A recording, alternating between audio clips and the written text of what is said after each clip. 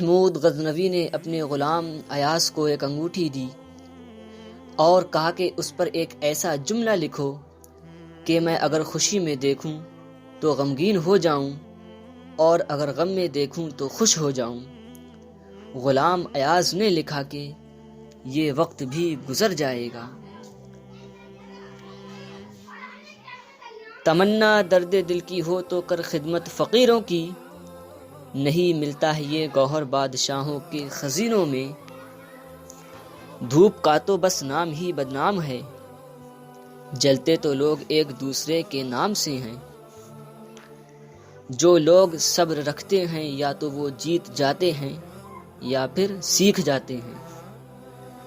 لوگ آپ سے جھگڑا کر سکتے ہیں، آپ کے خلاف سازشیں کر سکتے ہیں، آپ کا دل دکھا سکتے ہیں، آپ کا برا چاہ سکتے ہیں، آپ سے آپ کا سب کچھ چھیننے کی کوشش کر سکتے ہیں، مگر چھین نہیں سکتے، کیونکہ نصیب تک رسائی خالق نے کسی اور کو نہیں دی۔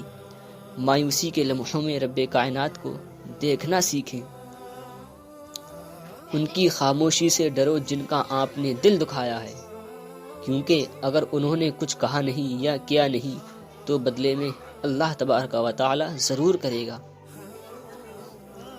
ماٹی کا سنسار ہے کھیل سکے تو کھیل، پارٹی کا سنسار ہے کھیل سکے تو کھیل، بازی رب کے ہاتھ ہے کر لے سب سے بیل۔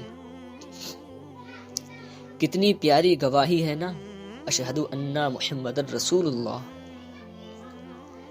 سچ کو تمیز ہی نہیں بات کرنے کی، جھوٹ کو دیکھو کتنا میٹھا بولتا ہے۔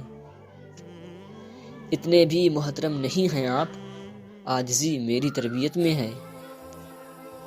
قدر کرنی ہے تو زندگی میں کرو، چہرے سے کفن اٹھاتے وقت تو نفرت کرنے والے بھی رو پڑتے ہیں۔ اوڑھ کر مٹی کی چادر بے نشاں ہو جائیں گے، اوڑھ کر مٹی کی چادر بے نشاں ہو جائیں گے، ایک دن آئے گا ہم بھی داستاں ہو جائیں گے۔